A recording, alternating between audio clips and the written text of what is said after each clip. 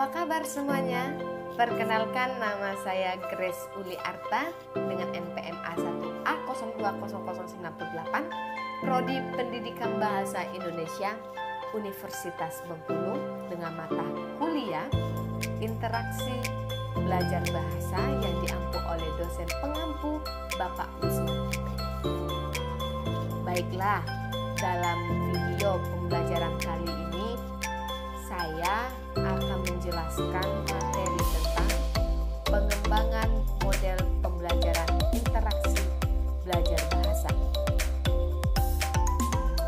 Tidak sedikit siswa di Indonesia mengalami kesulitan dalam menerima atau menangkap dari pembelajaran seorang gurunya, dikarenakan menurut mereka cara yang digunakan guru mereka tersebut sangat membosankan, sehingga guru harus memiliki kemampuan berinteraksi dengan siswanya dalam kegiatan belajar mengajar dan mengetahui apa saja model pembelajaran dalam berinteraksi dengan siswa. Model pembelajaran interaksi yang dimaksud adalah suatu pendekatan pembelajaran yang digunakan guru pada saat melaksanakan kegiatan pembelajaran, di mana guru menciptakan situasi interaktif yang edukatif, yakni interaksi antara guru dengan siswa, siswa dengan siswa, dan dengan sumber pembelajaran, agar siswa aktif membangun pengetahuannya dan diharapkan dapat menunjang tercapainya tujuan belajar. Baiklah, dalam video ini saya akan menjelaskan 4 contoh pengembangan model pembelajaran interaksi belajar bahasa. Yang pertama adalah model pembelajaran klasikal, dan yang kedua model pembelajaran kooperatif, dan yang ketiga model pembelajaran individual, dan yang keempat adalah model pembelajaran area akademik. Mari kita simak dan kita pahami pengertian serta kelebihan dan kekurangan dari keempat model di atas. Model pembelajaran klasikal.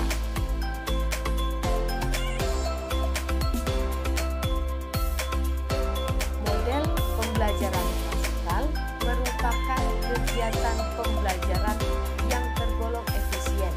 Pembelajaran klasikal ini memberi arti bahwa kegiatan seorang guru yaitu mengelola kelas dan mengelola pembelajaran.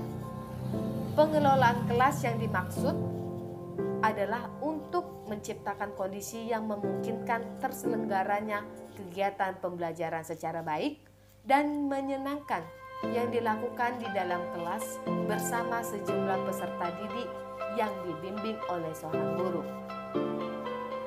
Fungsi dari pembelajaran klasikal ini merupakan metode pembelajaran yang efisien untuk menyampaikan materi atau ilmu kepada siswa dengan informasi satu arah dari pengajar, sehingga siswa mudah mendapatkan informasi atau ilmu yang baru.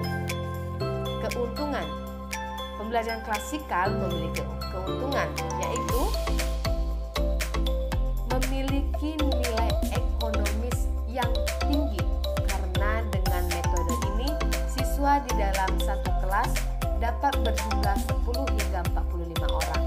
Selain itu, jika materi atau ilmu yang disampaikan adalah sesuatu yang baru bagi siswa, maka siswa lebih mudah untuk mendapatkan informasi tersebut.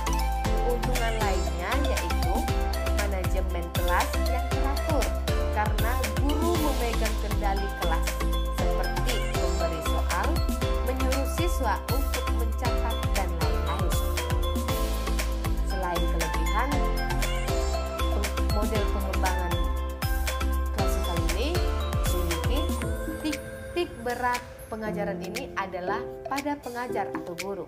Maka kerugiannya adalah pada siswa, yaitu menjadi lebih pasif.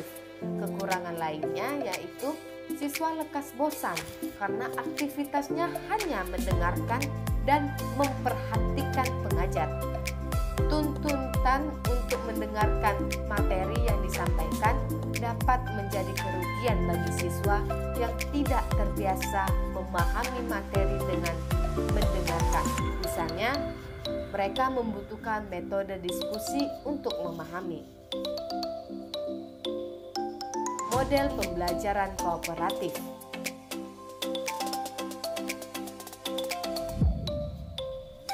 Pembelajaran kooperatif atau cooperative learning adalah suatu metode pembelajaran atau strategi dalam belajar dan mengajar yang menekankan pada sikap atau perilaku bersama dalam bekerja. Dengan kata lain, pembelajaran dilakukan dengan membuat sejumlah kelompok dengan jumlah peserta didik 2-5 anak yang bertujuan untuk saling memotivasi antar anggotanya untuk saling membantu agar tujuan dapat tercapai secara maksimal. 3 konsep yang juga merupakan karakteristik model pembelajaran kooperatif.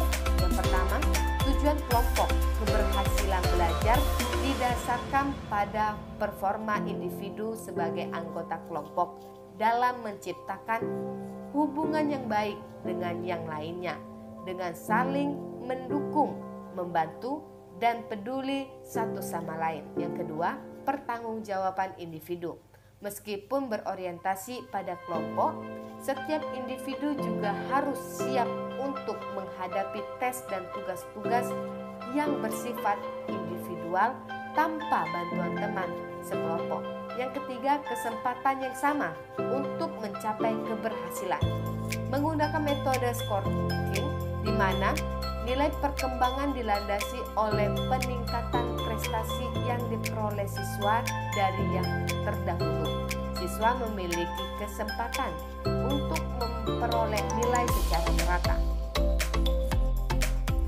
Jenis-jenis model pembelajaran kooperatif terdiri dari pembelajaran kooperatif tipe Jigsaw. Yang kedua, pembelajaran kooperatif Integrate Reading and Comprehension. Yang ketiga, pembelajaran kooperatif tipe Numbered Head Together. Yang keempat, pembelajaran kooperatif tipe menggunakan kartu.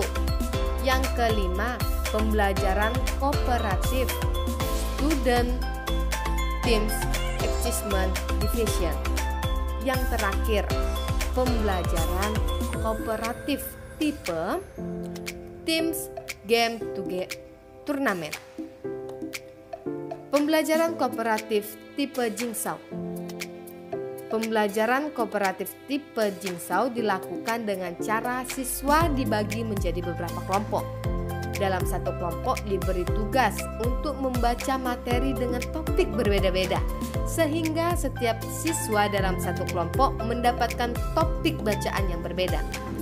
Yang kedua, pembelajaran kooperatif Integrate Reading and Comprehension atau CIRC. Guru membagi kelas ke dalam beberapa kelompok. Dalam satu kelompok, mereka diberikan bacaan sesuai topik yang sedang dipelajari untuk kemudian didiskusikan dalam kelompok masing-masing. Yang ketiga, pembelajaran kooperatif tipe menggunakan kartu.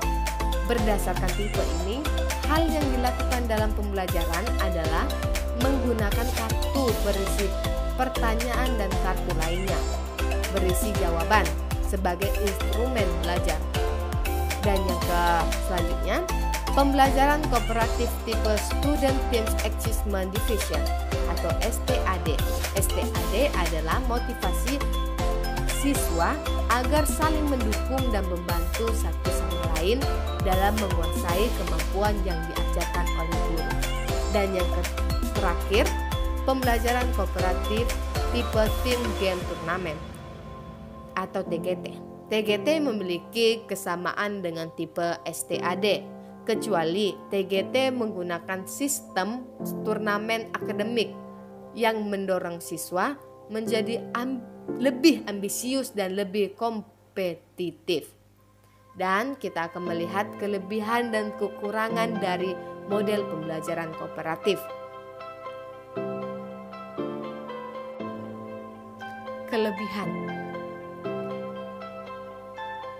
Kelebihan pembelajaran kooperatif dapat melibatkan siswa secara aktif dalam mengembangkan pengetahuan, sikap, dan keterampilannya dalam suasana belajar mengajar yang bersifat terbuka dan demokratis. Yang kedua, dapat mengembangkan aktualisasi berbagai potensi diri yang telah dimiliki oleh siswa. Yang ketiga, dapat mengembangkan dan melatih berbagai sikap, nilai, dan keterampilan-keterampilan sosial untuk diterapkan dalam kehidupan di masyarakat. Yang keempat, siswa tidak hanya sebagai objek belajar, melainkan juga sebagai subjek belajar karena siswa dapat menjadi tutor sebaya bagi siswa lainnya. Selain kelebihan, kooperatif ini juga memiliki kelemahan. Kelemahannya meliputi bisa menjadi tempat mengobrol atau gosip. Kelemahan yang senantiasa terjadi dalam belajar kelompok adalah dapat menjadi tempat mengobrol. Yang kedua, sering terjadi debat sepele di dalam kelompok. Debat sepele ini sering terjadi di dalam kelompok. Yang ketiga, bisa terjadi kesalahan kelompok jika ada satu anggota kelompok yang menjelaskan suatu konsep dan yang lain percaya sepenuhnya konsep itu, dan ternyata konsep itu salah, maka semua anggota kelompok berbuat salah. Baiklah, selanjutnya model pembelajaran individual.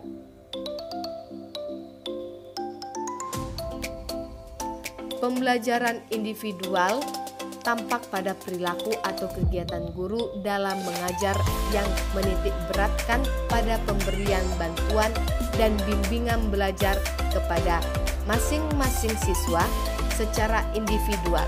Rencana suatu tujuan belajar yang didesain untuk belajar mandiri harus disesuaikan dengan karakteristik individu dan kebutuhan setiap peserta didik. Pada model pembelajaran individual, guru memberikan bantuan belajar kepada masing-masing pribadi peserta didik sesuai mata pelajaran yang diajarkan oleh guru yang bersangkutan. Perilaku pembelajaran individual ini, guru akan memberikan kesempatan dan keleluasaan masing-masing individu untuk dapat belajar sesuai dengan kemampuan mereka masing-masing. Selanjutnya, yang terakhir, model pembelajaran area atau minat.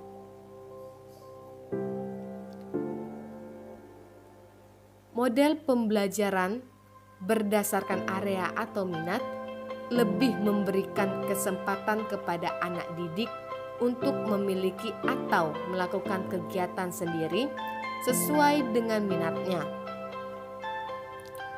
Kelebihannya, adapun kelebihan sistem area adalah adanya kebebasan minat anak didik untuk bermain sesuatu yang mereka inginkan tanpa adanya tekanan yang berat. Kekurangannya, adapun kekurangan pembelajaran sistem area yang menekankan belajar berdasarkan minat adalah anak didik hanya memilih satu atau dua area permainan yang memang benar-benar menjadi minatnya. Sementara area permainan lain yang mungkin justru sangat penting tidak dipilihnya karena tidak diminati. Kelemahan lainnya dari pembelajaran ini adalah terbukanya kemungkinan anak untuk berpindah area bermain berkali-kali sebelum anak tersebut menyelesaikan area permainannya dari awal. Dari materi di atas dapat kita simpulkan beberapa poin. Yang pertama, poin yang kita bisa ambil, model pembelajaran klasikal merupakan kegiatan pembelajaran yang tergolong efisien. Pembelajaran klasikal ini memberikan arti bahwa kegiatan seseorang guru yaitu mengelola kelas dan mengelola pembelajaran. Yang kedua, model pembelajaran kooperatif hampir sama dengan pembelajaran kontekstual dalam hal membuat siswa dapat bekerja sama dalam satu kelompok. Yang ketiga, model pembelajaran individual tampak pada perilaku atau kegiatan guru dalam mengajar yang menitik beratkan pada pemberian bantuan dan bimbingan belajar kepada masing-masing siswa secara individual. Yang terakhir, model pembelajaran berdasarkan area atau minat lebih memberikan kesempatan kepada anak didik untuk memilih atau melakukan kegiatan sendiri sesuai dengan minatnya. Di akhir video pembelajaran ini, saya mengucapkan terima kasih telah menonton pembelajaran